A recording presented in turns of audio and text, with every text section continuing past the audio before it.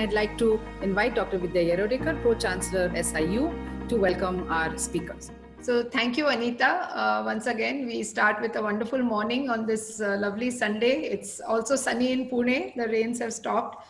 And yesterday was a wonderful day with excellent speakers. And today, one after the other, you had just Shekhar Gupta talking to us. And now we have none other than the Mr. Pavan Verma, who again we see so often on television. For me and Rajiv, my husband, Pavanji and Renuji are dear friends. And we've had the opportunity of staying at the India estate when he was the ambassador in Bhutan, which is a beautiful, beautiful country and great hospitality. So thank you, Pavanji, for all this. We keep inviting him to Symbiosis, but again, now with his political career as well as his, academic scholarly career that he has, he doesn't find time. And so this time we felt that he has to come here virtually. And I'm so happy, Pavanji, that you accepted our invitation to join this virtual Symbiosis Literary Festival of 2 days. As I've already discussed with you, this is the Symbiosis Golden Jubilee year, and Dr. Muzumdar sir established Symbiosis 50 years ago. And we are so happy that, this virtual festival is really applauded so well by not only our students, academia, but people from all across India, as well as our alumni from all across the world. So without taking much time, I will request Dr. Muzumdar sir also to say a few words. Pavanji is visiting virtually Symbiosis after many years. Thank you. Namaste Pavanji, namaste sir. Welcome to Symbiosis again. I'm really happy that you have spare time to participate in this webinar. As you know, we started Symbiosis way back in 1971 to promote the friendship between foreign and Indian students. It was a small organization then, and now it has flowered into a beautiful university with campuses in so many states of our country. Sir, I must also tell you that I enjoyed reading your book on Shankaracharya. And one wonderful thing which I noticed in the book was, and which I never knew, that Shankaracharya spent few months in Trambakeshwar at Nashik, and it was there that he studied under some Pandit in Trambakeshwar. It was really an exciting reading for me, and thank you for giving to us a wonderful book on Shankaracharya. Thank you, sir, and welcome to Symbiosis again. I must make a special mention here. Of course, Latika is going to have the conversation with Pavanji, but I must make a mention of late Shri Dilip Padgaonkar, who was an advisor, a friend, a philosopher, and a guide to Symbiosis, and a dear friend of Pavanji. And Latika, we cannot forget Dilip's contribution to Symbiosis as the first chair professor, the R.K. Lakshman chair that he held. So we still remember him, and his memories are very, very deep in all our activities at Symbiosis. Thank you. Thank you very much. I'm looking at the sculpture of R.K. Lakshman outside the window, and he's also wearing a mask. Well, it's past noon, distinguished guests and friends and students and all ladies and gentlemen who are here at this webinar. I wish you a good afternoon and a big welcome to this discussion with Pavan Verma. It's a great pleasure, and shall I say delight, Pavan, to be talking to you. You who have worn so many hats, different hats in your lifetime, tall hats, impressive hats, colorful hats, varied hats, I must say. You've had a career in the Indian Foreign Service, you've been ambassador in different countries, you're also director of the Nehru Center in London. And then after retirement, your life took a totally different turn. You joined the JDU, you were with Nitish Kumar, you were chief secretary there also, you were with the Rajya Sabha also. And in the midst of this extraordinarily crowded life, which was extremely demanding because it just went from one to the other, you found the time not to write one or two, but almost 12, 15 books, an amazing number of books, a lot of them on Hinduism, on Krishna, on Yudhishthira and Draupadi, on Chanakya, on Adi Shankaracharya, and now the latest on Dodra. So it is just amazing. You also translated poetry of different poets. I think Gulzar also you've translated, Ghalib also you've translated. You have done a lot of literary work in your life. And then you have also received honorary doctorates, and you've received the a major award in Bhutan from none less than the king himself. So today I will be speaking to you on Shankaracharya, Adi Shankaracharya, Hinduism's greatest thinker. May I just begin by saying that it's an invigorating, stimulating, and an utterly readable book on a subject that's very complex. But you, Mr. Pavan Verma, have retained that complexity of thought, but put this in a language which an ordinary, interested person understands. So thank you for bringing Shankaracharya. So should we begin? Yes, I'm ready. I would like to take the course that your book has taken. You begin by saying, first you have followed Adi Shankaracharya's spiritual journey, you followed his intellectual journey, but you have also physically followed the journey that he gave himself throughout the length and breadth of this land. He as a little child walking to all parts of India, from southern part of India, Kerala, Kaladi, where he was born, you went there. And then you went to Omkareshwar, you went to the cave where he met his guru, and you went to Kashi, and you went to all the mutts that he established, and you went to Srinagar. You went absolutely everywhere. You didn't walk, agreed, like he walked, or you took a plane, whatever it is, but you did do that. And so you went to all these places, you spoke to people who are scholars of Hinduism, you spoke to people who are teachers, you spoke to people who are cultural activists, as you call them, and you also spoke to people who have, strangely, written about and thought about the cosmic geometries and the sacred journeys of Kashi. Now, my first question to you is, has this been a very personal journey for you? What has it meant to you? Did it do something to you? Were you stimulated spiritually, or what was it?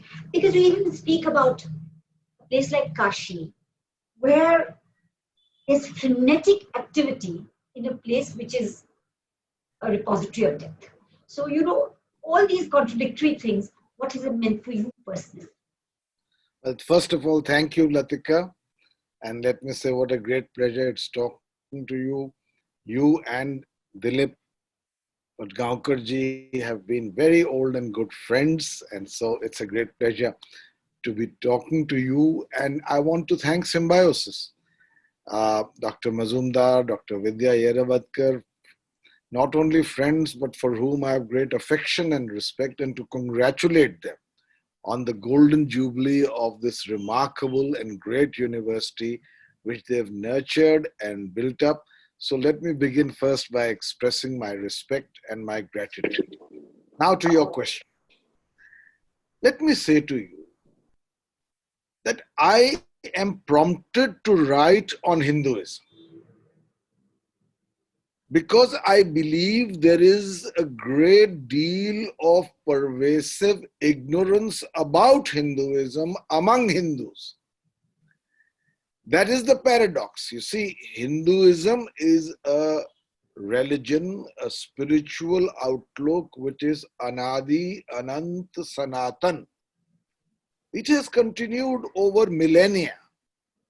And because we don't have only one God, because we don't have only one book, because we don't have only one church, because we don't have only one prescriptive ritual, very often we are practicing Hindus who go on with our lives without knowing the remarkable grandeur, the sheer audacity of thought of this great religion.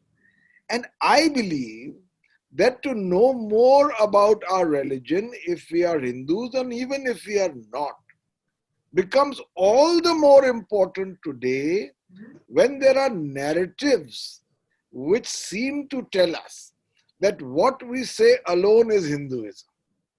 So unless we are informed, and I say this particularly to the students, unless we have a curiosity, a sense of exploring once again what this great spiritual legacy and religion stand for, we are likely to be deprived of a great treasure house and also all the arguments that we need to rebut inaccurate, shallow, superficial interpretations of this great religion. So, of course, for me, it is both a mission and a personal journey. And that personal journey began long years ago. But when I was writing Adi Shankaracharya, I was surprised to find when I finished the book Latika that a great many people, and among them a great many of the young, when they read this book, until they read it, they didn't know who Adi Shankaracharya was really, when he was born, what did he write, what is Hinduism about, of which part of Hinduism's 6 systems of philosophy was he the most remarkable proponent. People don't know. Let me say to you that I took a personal journey from Kaladi to Kedarnath, because no one knows that when he was born in the 8th century in 788, he was born in a small village called Kaladi in Kerala near Cochin. And he died at the age of 32. And in this short life, he walked from Kaladi to the places you have mentioned, all across India, and he took his final samadhi at Kedarnath. So you can imagine what a remarkable feat it must have been for a philosopher, and it is also incidentally a geographical definition of Bharatvarsh. Where did he establish his 4 mutts? I was curious. So one is in Sringeri in the south, one is at Dwarka in the west, one is at the eastern fringe of India in Puri, and one is at Joshimath, which is the base for the climb to Badrinath right in the north. So you have the civilizational map of India in the 8th century AD or CE, when the Britishers actually nurtured the myth that they created India. So India is a very ancient and old civilization. But what did Shankaracharya represent? Please understand, and I speak this to your students, Hinduism began, for instance, if please read the Nasidiya Sukt of the Rig Veda, it began with an intellectual query. What is this world about? What is this bewildering plurality of the cosmos? Who are we? What is the truth? And then you had not one, 6 systems of Hindu philosophy. The Nyaya, the Vaisheshik, the Sankhya, the Yoga, the Purv Mimamsa, and the Uttar Mimamsa. Now, what is common about all these 6 systems of Hindu philosophy, about which most Hindus don't even know? All of these 6 schools of Hindu philosophy were not talking about God. You must understand the grandeur of this intellectual legacy. They were asking what could be the ultimate truth. They were not defining divinity. They were exploring the frontiers of the possibility of truth. And that is what has distinguished Hinduism from the very beginning, with often other religions which are equally great. But Hinduism began by the search for truth, not for deity and not for ritual. And that is why Adi Shankaracharya, although born thousands of years after the Rig Veda, continued that tradition. Do you know, Latika, why I say you have to understand this legacy? In Hinduism, there is no prescriptive fiat. There is no diktat. No one in Hinduism has been burnt on the stake for heresy. There is no blasphemy. Hinduism has relied on dialogue.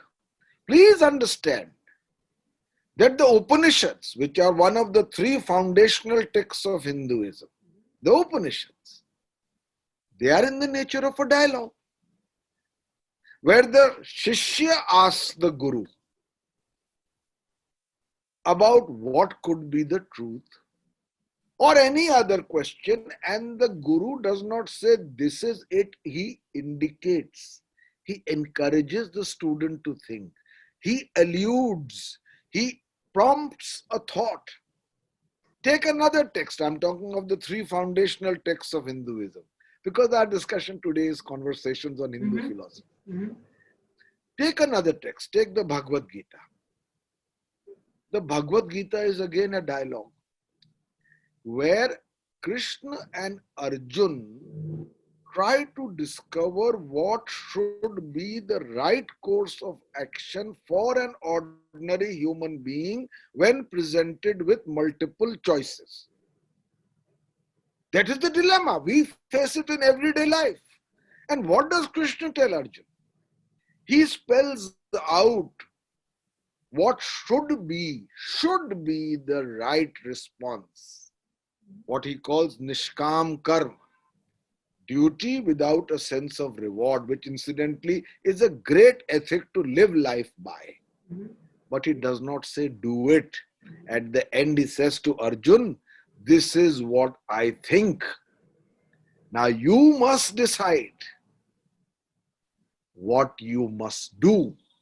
That is the dialogue and the decision-making process of Hinduism. Take another text, the third foundational text of Hinduism, the Brahma Sutras. Now, a lot of your students would not even have heard of the Brahma Sutras. But it's a remarkable text. Each stanza is an aphorism, so condensed that it was said that if it could be even more condensed, shortened, beyond the just 3 words, it gives the same pleasure as a son being born in the family. A son or a daughter, let me add, in today's time. So, the Brahma Sutras, the commentary that Shankaracharya wrote on it, and other commentaries, before they present their interpretation of it, they put into that text the opponent's point of view. So all of the commentary is about what is the other side before the final conclusion is presented. So this is the background of Hinduism of which Adi Shankaracharya ji is a part. And by the way, he is the proponent of Advait Hinduism, which is the Uttar Mimamsa school of the 6 systems of Hindu philosophy, which I mentioned to you. The whole notion of an all-pervasive cosmic consciousness called Brahm pervading the universe, which is who we are. And that consciousness is unalloyed joy, bliss, and awareness. And we need to realize that. Thank you, Pawan. Well, you've already answered some of the questions that I had in mind. So I'll go on to another one. You spoke about Hinduism not having a fiat. It is not compelling you to think this way or act that way. So the whole idea is discussion and debate.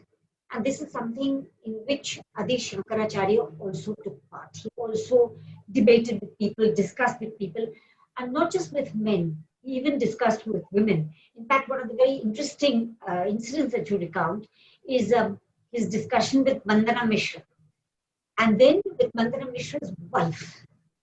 And the wife asked him questions on karma, of which Adi Shankaracharya knew nothing. So apparently it is said that he got out of his body and went into another body and actually experienced karma, so much so that he had to be pulled back. He didn't even want to leave it, to come back into his own body and then discuss karma with Vandana Mishra's wife. He also spoke to a woman about Shakti. So can you tell us a little bit about his debates and discussions with people as he moved ahead and in the process learned himself also? You see, again, I want to say this to our young students. The more superficial your knowledge of Hinduism, the more simplistic your diktat will be, as we are seeing happening today in some quarters. They will say this is right and that is wrong, and no discussion further on this issue. It's a travesty. It's a deliberate devaluation. It's reducing Hinduism to the lowest common denominator of intellectual understanding.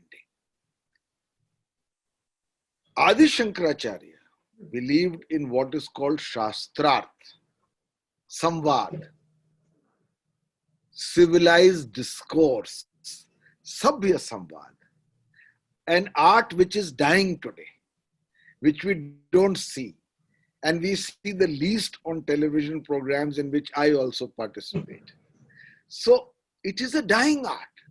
But look again at the legacy to which we are heir. The tool employed by Adi Shankaracharya was Sabhya Samvad. Now, in the pursuit of this, in order to propagate or convince others of his own ideology, he had a dialogue with those who oppose him. Now, what was this opposition about? Please understand the basics. Adi Shankaracharya believed in the Advait school, which believed in the power of knowledge. Satyam Jnanam Anantam Brahm. To put it in a nutshell, the truth is knowledge and Brahm is eternal and Anant.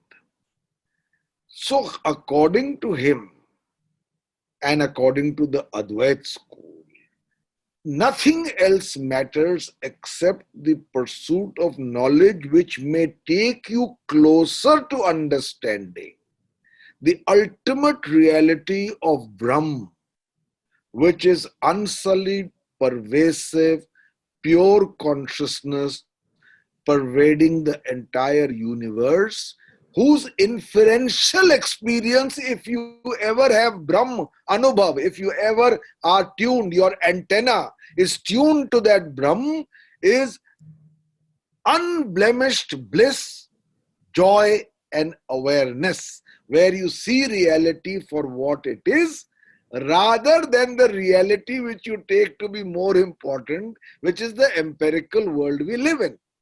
Why does that happen? It happens because of a dosha, an error of perception in our mind.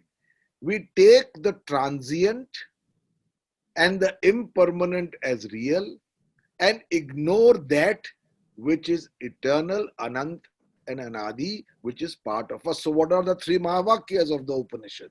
Tat Tvam Asi, that thou art. Not this, that thou art. Ayam Atma Brahm, the Atma within you, that consciousness which is constantly observing, that self within you is the same as that universal consciousness which is Brahm. And the third Mahavakya, Aham Brahmasmi, I am Brahm. So that is the basis on which Adi Shankaracharya proceeds, and he says, by correct knowledge, you will overcome your ignorance and understand the true nature of the reality, and thus be privy to that great bliss which is your inherent right and which constitutes your being.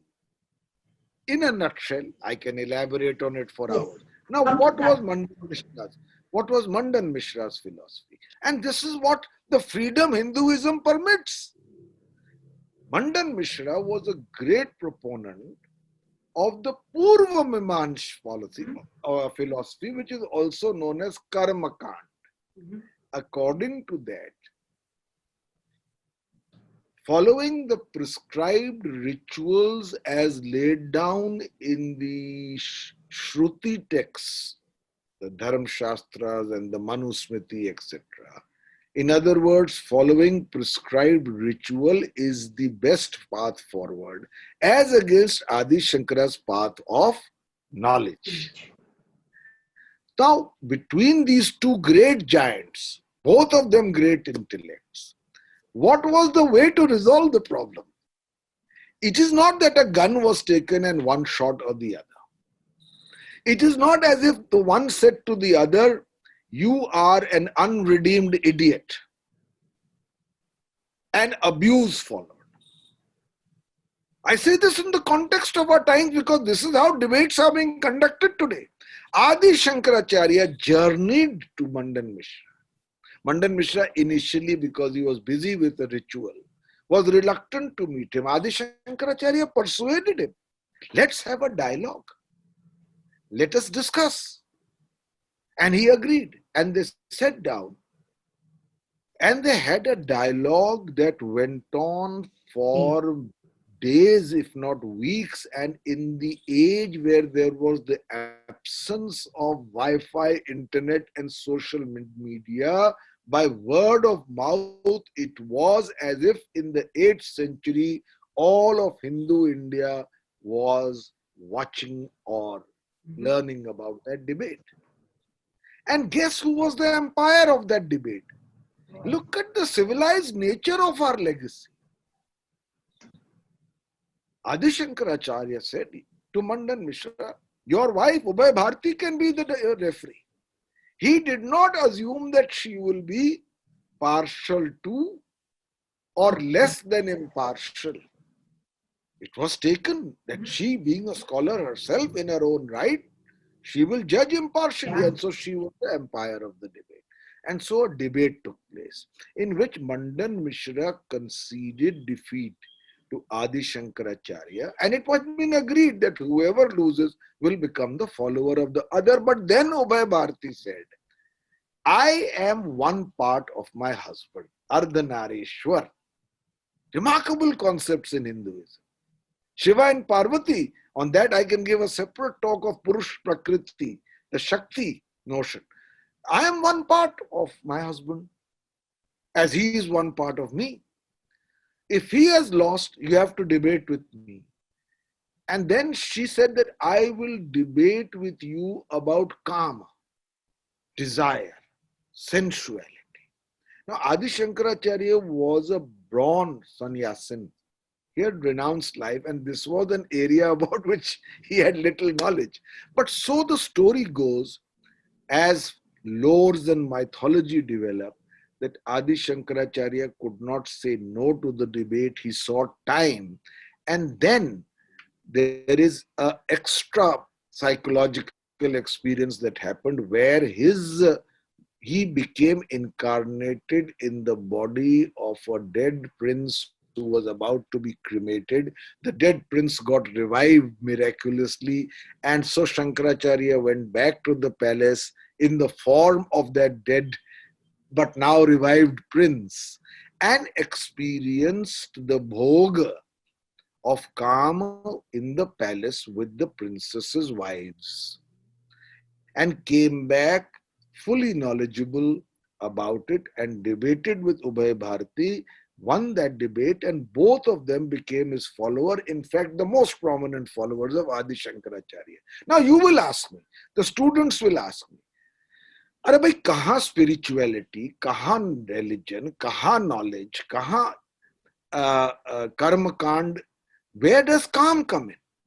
But that again, Latika, is part of the Hindu worldview. What are the 4 Purusharthas of Hinduism? Dharma, Artha, Kama, Moksha. So, dharma or right conduct, which can also be relative as defined by situations. We are not diktats with, say, 10 commandments only. It's a remarkable, separate chapter discussing dharma in Hinduism. What is right and what is wrong. Artha, the pursuit of material well-being. It is conjoined that in your stage, as a householder, you know the 4 stages of a Hindu life, brahmacharya, grahas, vanpras, sannyas. As a householder, you are conjoined for the upkeep of your family to acquire material gain in conformity with dharma. And what is calm? the pursuit of the sensual, the philosophical acceptance of desire as part of the balanced life. So if you take a book like the Kama Sutra, Vatsyayan has written it, and by the way, he was a sage, a rishi. Yeah. Now you will think, and many people in the world will think, because they see only the illustrations, that the Kama Sutra is only a book about impossible postures. However, it is a book which is part and in sync with the philosophy of Dharma, Artha, Kama, Moksha. So Vatsyayan is asked in the first chapter, why do we need this book? Again a dialogue. Somebody is asking Vatsyayan, अरे भाई किताब लिखी है, इसकी जरूरत क्या है? Then Vatsyayan explains that the four purusharths are dharma, artha, kama, moksha, and each of the first three pursued in proportion and not in exclusion.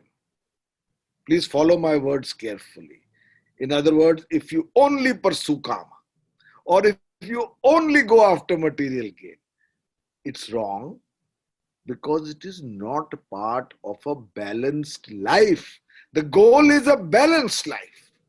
So where without hypocrisy, dharma, artha, material pursuit, and kama is included, but each must be pursued in proportion and not in exclusion. And if that is done as part of the natural evolution of that balanced life, you will reach the fourth stage, which is moksha. Now, this is the Hindu worldview, a remarkably pragmatic, insightful, and balanced view. So when you see moral policemen going around, harassing young couples in parks, and saying this is against Hindu tradition, they don't have a clue. They don't have a clue. They are repeating Victorian morality to us, without understanding the sheer grandeur of thought and vision of Hinduism itself. This is the tragedy, the irony of our new moral pundits who know nothing. Do you know about the lore of Radha and Krishna? Do you know that Shiva and Parvati gambled together in eternal love play? And the same Shiva could go into centuries of meditation.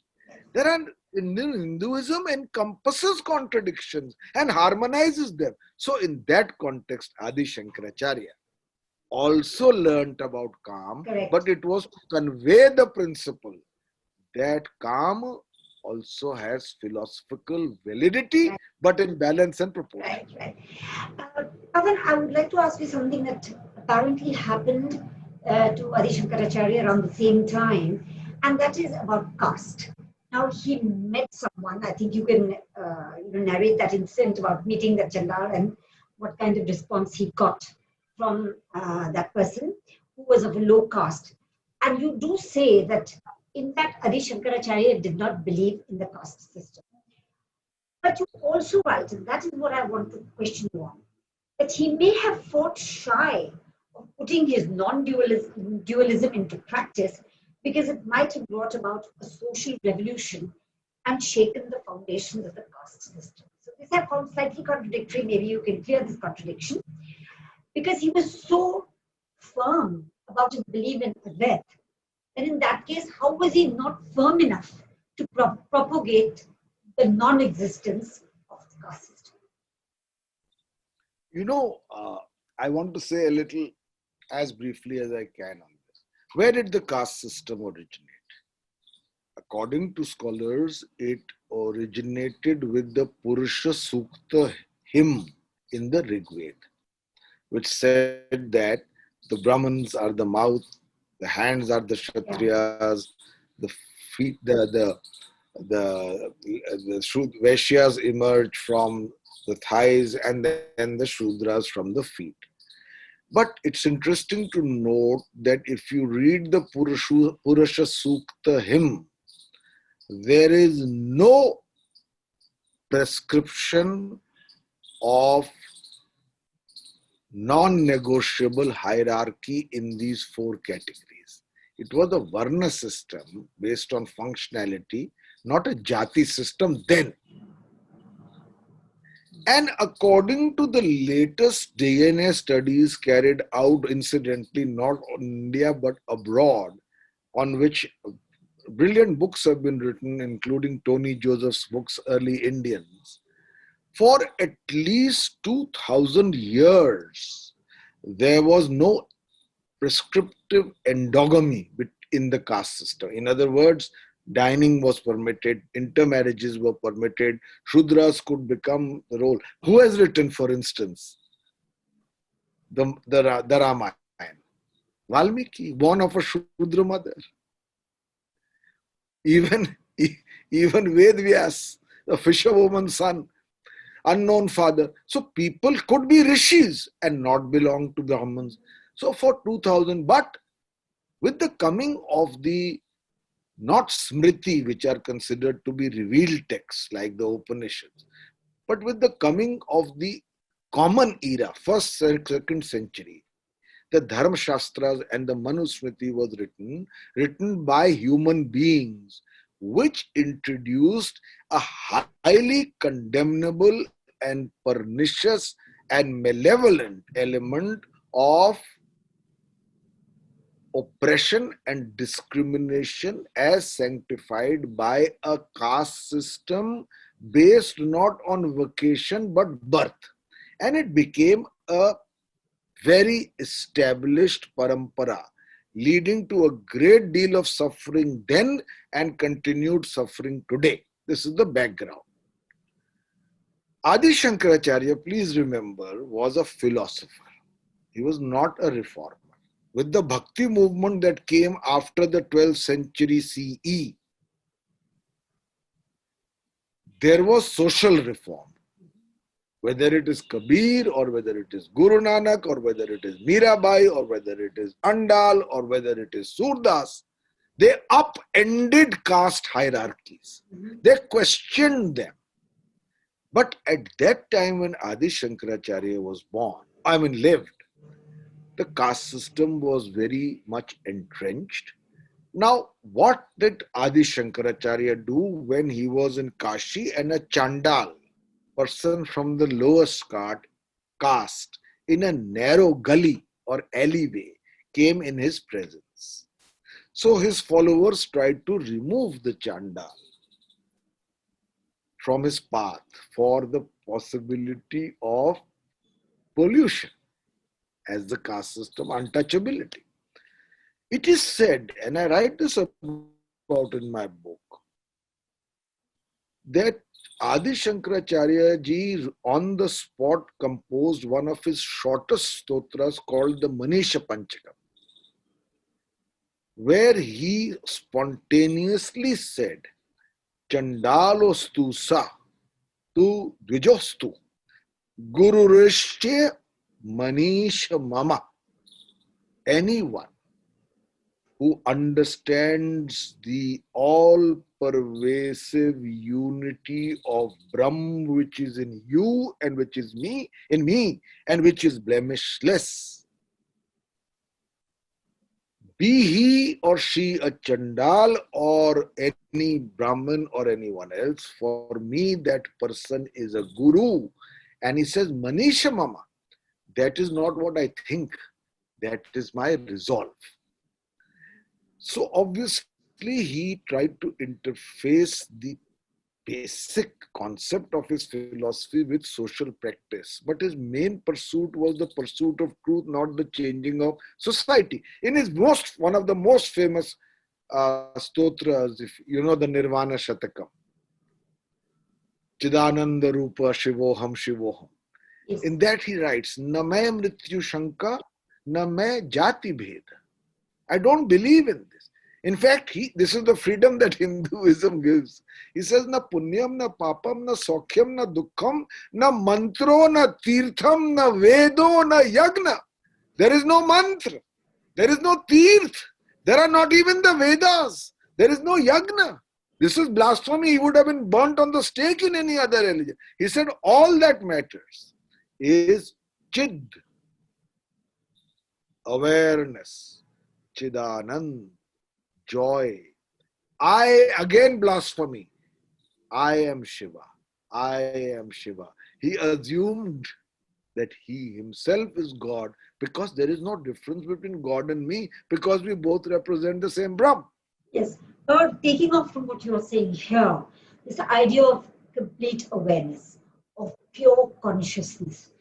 I think you have also suggested in your book that maybe this idea is a bit too dry and difficult for a common man to understand and much less to move towards. Hence, the second strand of Hinduism, which is theism, which is a personalized God, which also happened, which actually Shankaracharya did not accept. But finally, he did say, I will make space for this personalized God, so that in worshipping a personalized God, you actually make yourself space to journey towards that particular consciousness which is required to attain moksha. You see, Adi Shankaracharya believed in this cosmic consciousness, which you rightly said, was perhaps for normal people much too dry a concept. Although when you meditate, Latika, and your mind is totally still, you know, yoga says chitta vritti nirod. When the mind's activity is quietened, then you will see that within you, that chitta awakes and you are in tune with the universe through an experience of great bliss and joy. So it is empirically even today tested in labs, but this apart, it's too dry a concept. And so Hinduism showed its great adaptive skills. First, let me tell you that Adi Shankaracharya himself, although he believed in this great consciousness, which is adrishta, unseen, achintya, beyond thought, akhand, indivisible, nirgun, attributeless. It is nirvishesh chinmatram, undifferentiated, pure consciousness. He believed in that, but he divided knowledge itself into two parts. And very interesting. Paravidya, aparavidya.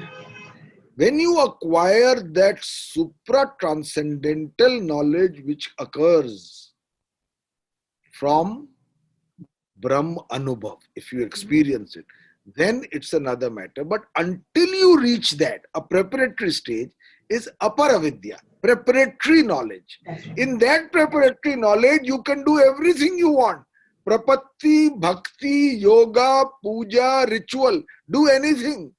So long as it takes you further on that path. So Shankaracharya himself wrote the most moving devotional hymns to Shiva, to Parvati, to Vishnu, to Krishna.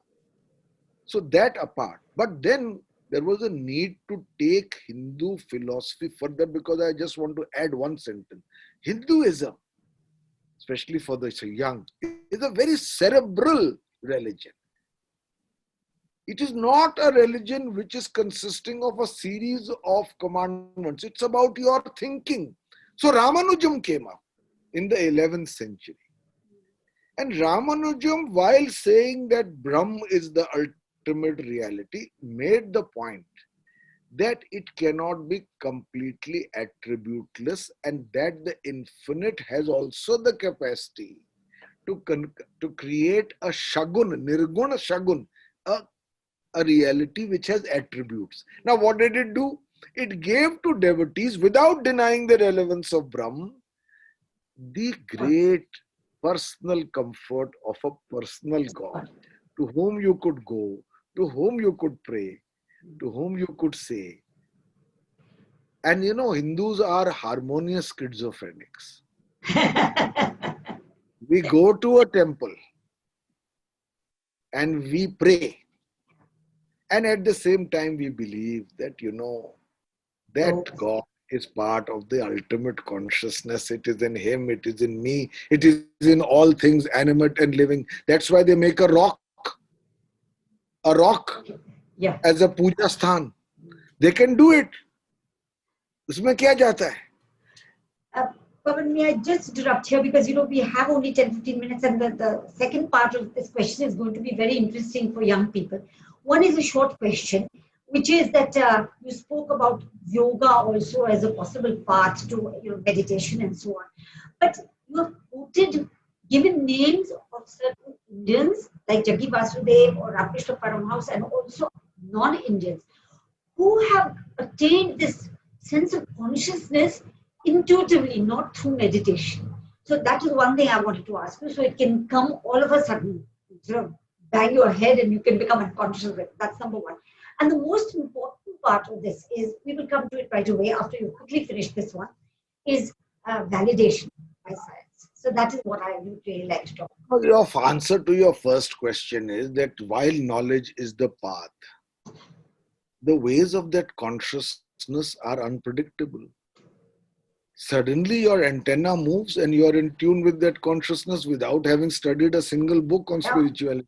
That is amazing. That's called sakshatkar. It happens.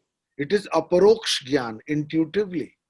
It can happen to anyone. You mentioned Jaggi Vasudev. He was going in a motorcycle to the Chamundi Hills. He sat down to take a break and went into a trance for 7 hours. As he writes, it happens to some people. Suddenly something moves in the cosmic world of consciousness. The antenna moves. You are in tune with that. Beyond all subjective categories, in a state of enduring joy, which you and I can be heir to. So it can happen. Okay. Now we go to because this. what you require for it, Latika, is not pandityam, not technical virtuosity. It requires balyam, childlike simplicity. Surrender yourself to the will of God. Meditate. And suddenly the antenna will move. Well, we'll try. I wanted to go to that science of the chapter very much. Because when you talk of validation of all this by science, you are not speaking of stem cell technology, you're not speaking of aeroplanes, you're not speaking of nuclear power, as has been done recently. You're speaking about Adi Shankaracharya's structure of philosophical thought. And that structure is apparently being, that boundary is being accessed by today's scientists. And you quoted some very well-known names like Niels Bohr, Hawking, Max Planck, and so on, Einstein, that what they are actually moving towards in their study of cosmology, in their study of the infinite and so on, the Big Bang theory, the Big Crunch theory, which goes towards creation, preservation, and destruction, is very close to the way Hinduism has envisaged this universe. So I think validation by science is a very, very interesting subject. I sometimes think that I am myself a schizophrenic between politics and the depths of Hinduism. How you're balancing it. So it's a two worlds that one inhabits. But to come to your question, you see, what is the nature of truth? Start with that. Today, scientists can discover it with telescopes, with scientific experiments, with mathematical equations. But equally, and I think this is what happened at the time of the Upanishads, you can also see it in deeply meditative and insightful moments without the support of this scientific scaffolding. So what our seers saw then and had the audacity of thought, as I said earlier, to say that it is basically a pure consciousness. It requires courage when you may take religion into spirituality, but without godhood. No God. No God. It's consciousness. Full of joy if experienced. So that insight and the elements of it, I found to my great amazement, are being validated by the most recent discoveries of science. I have a chapter in my book And I would recommend, Yes. I don't want to That's be a why salesman of my book because it has done rather well itself. Uh, uh, and is also published in Marathi, in Hindi, in Bengali, in Tamil, in Malayalam, and so on. The point is that there's a chapter there called The Remarkable Validation of Science. Now, it's a long chapter with a lot of detail. I can't go into it.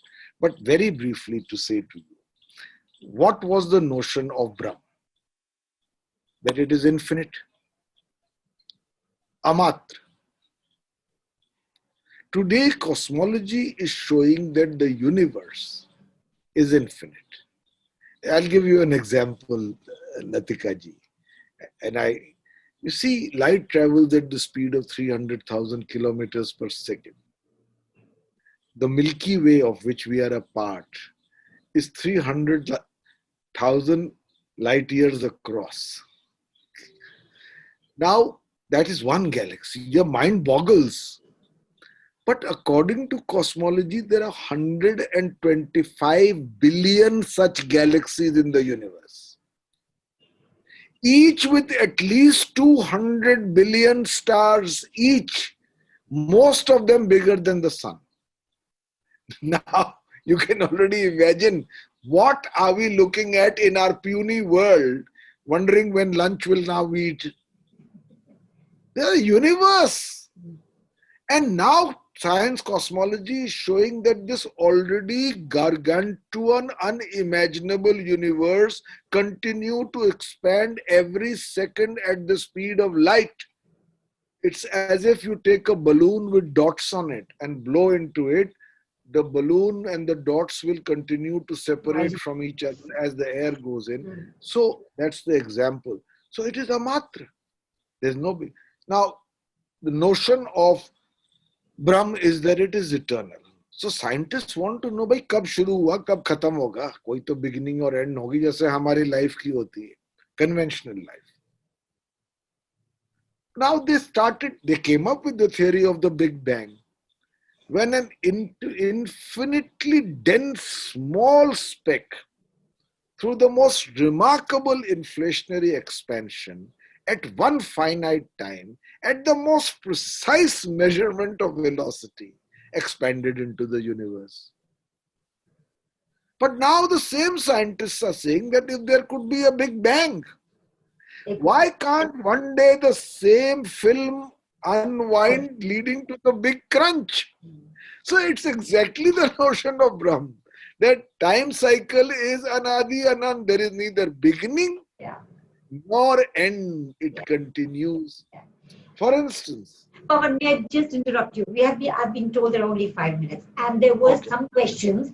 So, I will end here for a variety of reasons in one sentence. Whether it is the intelligence of the cosmos, whether it is the interconnectedness of the cosmos, whether it is the whole notion of quantum physics which has changed the reality of the cosmos, exactly what Shankaracharya says, it's not what it seems to be, or whether it is the working of our mind which is essentially in tune with that consciousness. For a variety of reasons, what was said by our seers then is being validated today by science.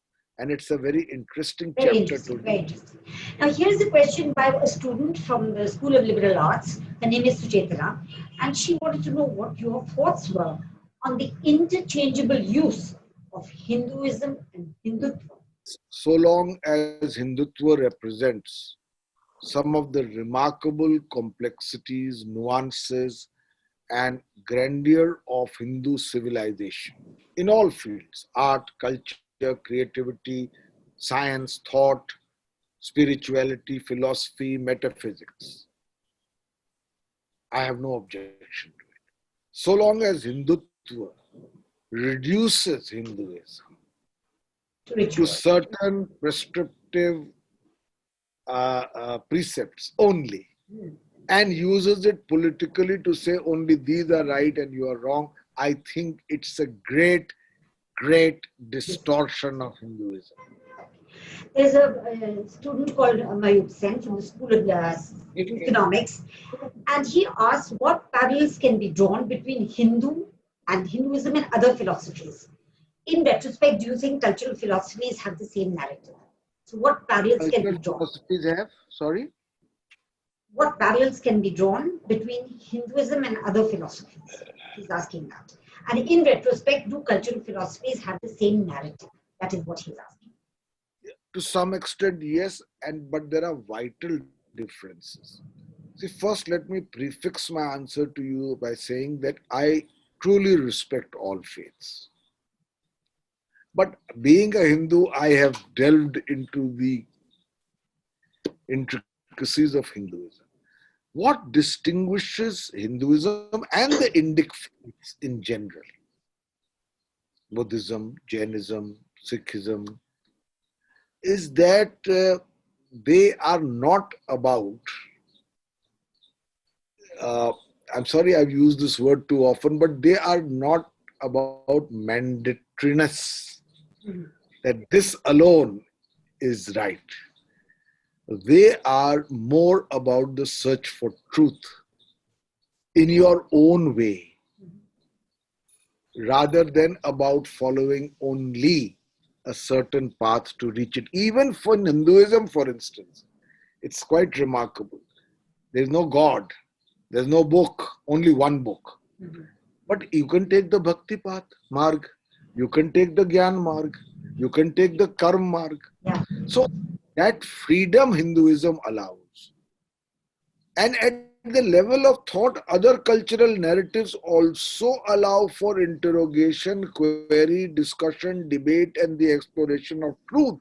But that at the level of practice, perhaps Hinduism allows it far more. And that is why there is the tragedy that with this freedom given to us, and with such a tremendous menu to explore, Hindus don't know enough about their own religion. I have the choice between ending it. Just one interruption. Yes. The Chancellor would like to ask a question to Surely, Pawan. sure. Pawanji, namaste. Namaste, sir. In Mahopanishad, there is a concept of Vasudhaiva Kutumbakam. And Symbiosis has adopted this as our motto. How relevant Vasudhaiva Kutumbakam concept is today? I think it's extremely important, and Mazumdar Saab, it is the defining element of Hinduism in terms of its spiritual construct as well. It's one of a series of great sentences in the Upanishads. Ekam satya vipraha bahuda vadanti. The truth is one. Wise people call it by different names. Ano bhadra kritavo yantu vishvatah. Let good thoughts flow to me from all directions. Udara charitanam vasudhaiva kutumbakam. For the big-hearted, the entire world is our family, and Symbiosis has shown it in actual practice. This is the defining element of Hinduism. And I want to say to you that when these thoughts were formulated, they were nothing short of revolutionary. Because at that time, what people were saying is not that wise people call it by different names. This alone is the truth, and you must call it like that. At that time, people were not saying, Kritavayantu Vishvata, let good thoughts come to me from all directions. They were saying, build barriers, build walls. We don't want outside influence to come in. At that time, people were not saying the world is our family. They were saying that our own tribe is our only family. And look at the greatness of this religion's spiritual vision, that it could say, no, we embrace the whole world as part of one family. Thank you, Pawan. I wanted to know if I should end it now and thank Pawan, or whether I should ask him this question which I spoke to you about when I was on the phone with you. Why is it that we believe that great wisdom resides only in the past and not in the present? This is Santosh Desai's article of 4 days ago, and I had pointed this out to you. And I said, he asked this question, why is it that we always look to the past? There's wisdom even in the present. So is that No, in the Indian context, there is. a specific reason why in the first 4,000 years of our foundational history, actually I'm writing currently a book on that, there was an atmosphere, an intellectual milieu for many social malpractices that occurred later, which encouraged the exploration of new horizons and led to distilled wisdoms, not only in thought, spirituality, metaphysics, but in social notions like I just said, dharma, artha, kam, moksha, the four stages of life, and so on and so forth. In political statecraft, in Kautilya's Arthashastra, Vatsyayan's Kama Sutra, in medicine, Sushruta, Charva, they wrote books on surgery, on Ayurveda, because that was the milieu. That was the milieu. Now what happened is that India suffered first under the Islamic invasion, although we later enriched ourselves by building in course of time a syncretic culture. But initially it was a great setback because the Muslim conquerors who came from abroad were foreigners and they were proselytizers and they were also very destructive. You know, when Nalanda burnt, and I'm not excavating the past for current day acrimony, we have to get beyond the past because we have built a republic now where all are included and have enriched it. But when Nalanda burned, it burned for months because of the repository of treatises and wisdom that was on it.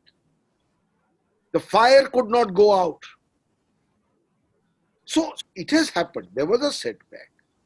And after that, with the coming of the British, this whole civilization was ridiculed. We became mimic men. We became photocopies of the West. Our aspiration was to become like them. We stopped original thinking. We stopped innovation, interrogation, query. And that is why so much of our wisdom is in the past. Unless, of course, you read my books. Pawan. In fact, I was about to end this session by saying thank you, Pawan, for your extraordinary scholarly, contribution to our understanding, and we are all leaving the session a bit better informed about Hinduism, as you made it a little more understanding. But I was going to say that behind all this scholarly facade of Pawan, there lies a great spirit of laughter and great spirit of fun. And I hope it comes out, and it came out, actually. And one last word with Vidyaji's and your permission and Dr. Anita's permission. I want to tell the young, don't accept anything on face value. We were a great civilization and we can be. And please don't be beguiled by those who have become the new spokespersons of what you are and what our civilization should be. Question, because that is the birthright your past has given you. Well, that is what Adi Shankaracharya told us, to question. He did it himself. And so hopefully all of us become small thinkers, not great thinkers like Adi Shankaracharya. Hinduism, small thinkers. Thank you very much, Pawan. Thanks.